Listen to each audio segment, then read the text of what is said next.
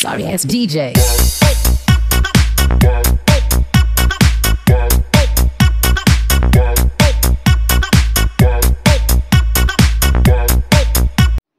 So ayun mga lods, kakarating lang natin dito sa Amadeo, Cavite. So naglinis na sila ng mga bakuran. So babalikan natin yung mga dragon fruit na nakuha natin kahapon nung nakaraan na konti lang kasi kaya hindi ko masyado makita. So babalikan natin yun mga lods. Mangunguha tayo ng dragon fruit. Okay, lock muna natin itong tangke natin. Tangke yan eh. Yan, ito yung ginagamit ko sa biyahe araw-araw. So yan, nakikita nyo mga lods, dami mga buko. Ito yung kabilang hardin, kabilang taniman. So ito naman, iba yung may-ari.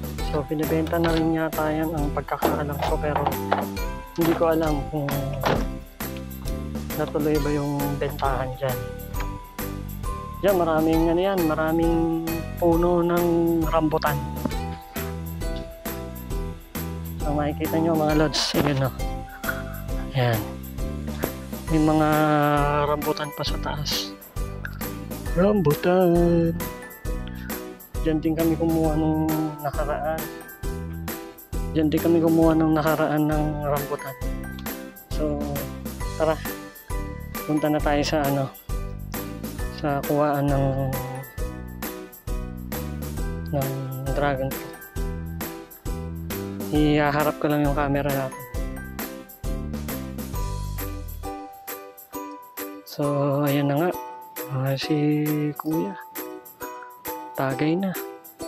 So ayan na nga, punta na tayo, kuhain natin yung mga yung mga dragon fruit.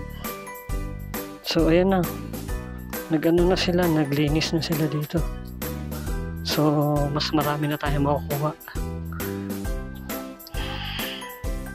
Kinukuha natin yung mga yung mga lots, yung mga pahinog na o yung magre-red pa lang, kasi sayang naman kung kakainin lang ng mga insekto.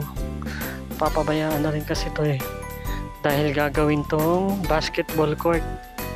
So ito, mayroon pang saging sa susunod dyan yung kukuhain, at yung iba pinutol na rin dahil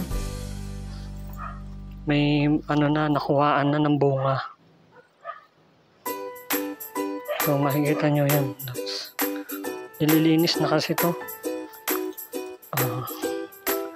Kukuhain natin mga idol yung mga may pula-pula na, kasi mabilis naman siya mahinog. Yan, gaya nito.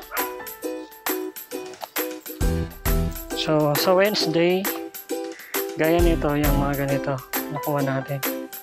So sa Wednesday, siguro ang balik namin dito Wednesday, yung sa Wednesday hinog na rin yung mga yan. Mabilis lang mahinog tong mga to idol.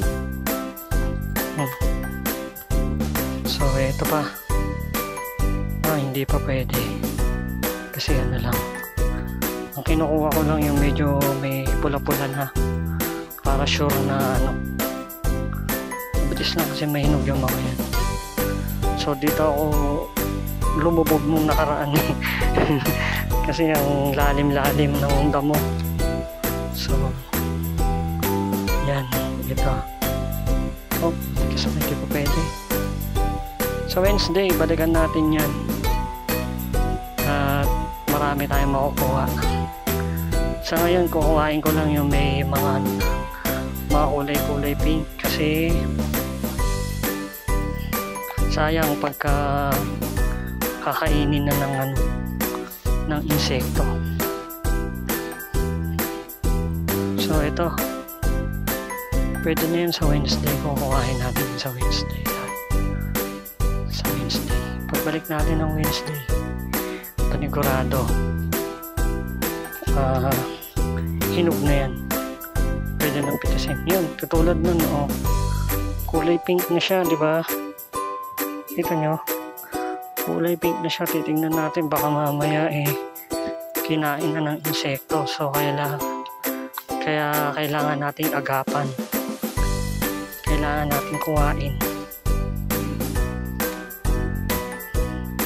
Kasi pag hindi natin inagapan, pag hindi natin kinuha, masasayang lang.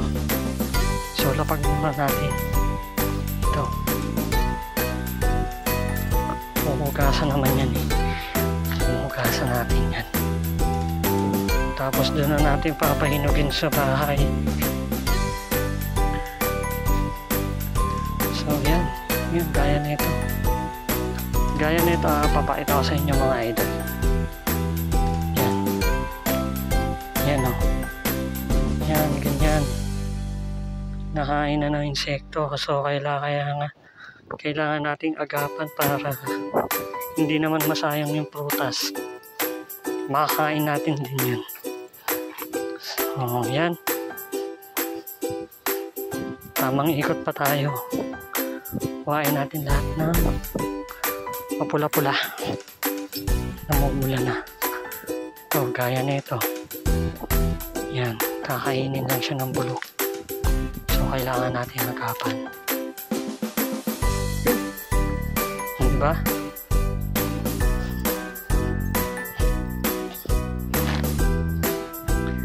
Kahit hindi ko lupa to. Kahit hindi ko lupa to, nang-harvest, no?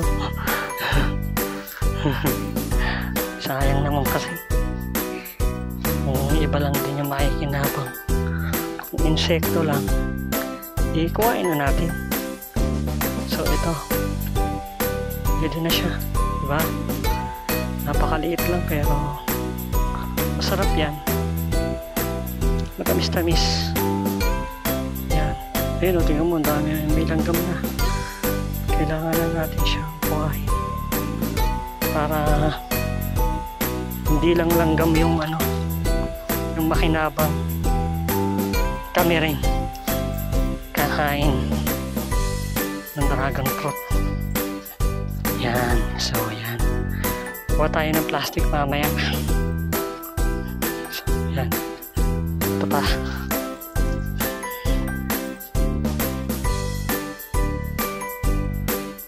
Ha? Ha? Ito lang. Yan. So, yan o, yan o. Hinog na yung loob niyan, mga lods. Hinog na. So, saglit lang at tawag ako.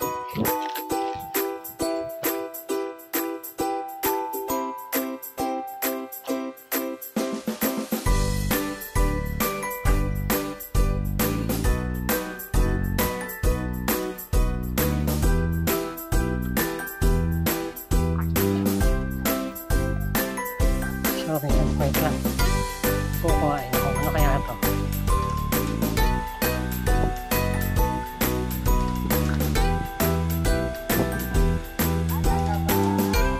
Ano yan? Ano to? Anong tawag dito? Thailand.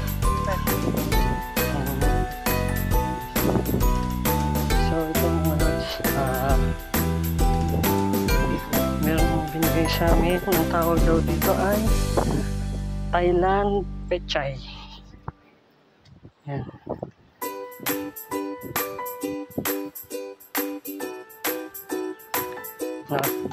Ayos ba tayo dyan, kuya? Ayos lang. So, yan. Ilalagay na natin to sa likod ng kotse. Grabe, nakakaingal dito. Yung maputik na tapos ano pa, pababa pa. Dahil sigurado pagka tumakbo ka dito, gugulong ka eh. Gugulong ka pababa. So, yan. Pagman natin yan. Baka kukuha pa sila ng buko, kukuha pa sila ng kung anong mga prutas na available niya para iuwi namin. Sayang, hindi makuha tapos mabubulok lang. So ayan, dito ko na binuksan sa likod kasi sira yung yung pihitan nito sa dahil nung nakaraang taon na binangga ako ng bus. Shout out sa bus na bumangga sa akin. Sana maalala mo ako. Bayad naman yun, pero bayad sa insurance.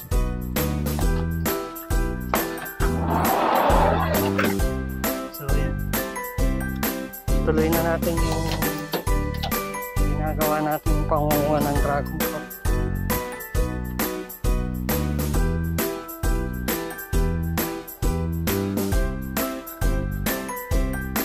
Yan, tuloy natin yung pangunguha ng dragon fruit. Diba?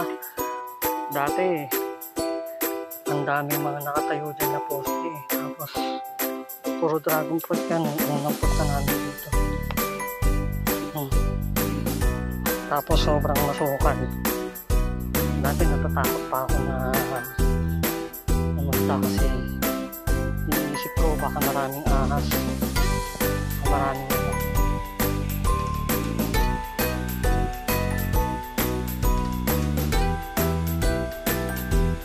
ngayon hindi na ako natatakot. Nagtatatakbo pa ako. Yan, kuhain na natin.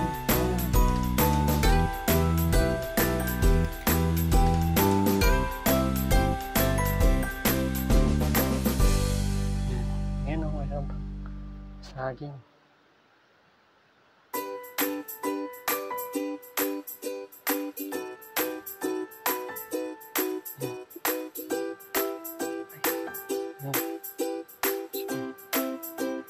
Ito, mga ganito. Kinukuha na namin yan, mga idol. Tapos doon na lang namin pinapahinog kasi hindi naman na sa loob. Yung tapos na. So sa Wednesday, babalikan pa tayo.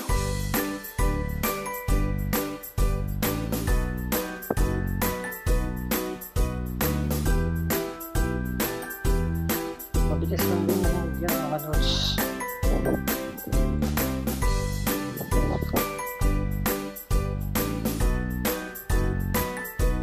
Ito. Ang daming insekto. Ayan. Insekto. Ayan. Ito mo lang. Nakakainin ng insekto. Sa Wednesday. Marami-rami tayong kakakutin. Marami-rami tayong kukuhain. Dragon fruit. So, iikot lang muna ako ngayon.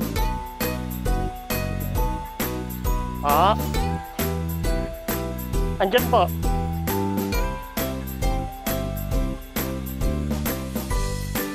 Apo, hindi ko naman po kinuha lahat.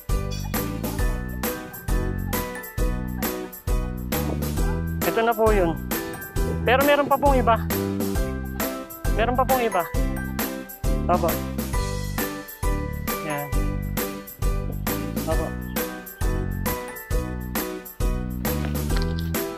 Kuha lang po ako ng plastic.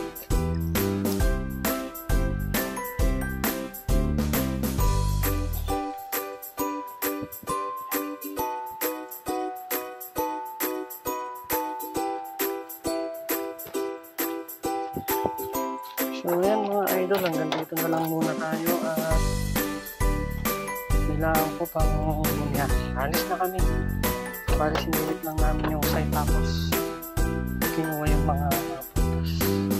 Bye bye, hanggang sa susunod ulit. Babush!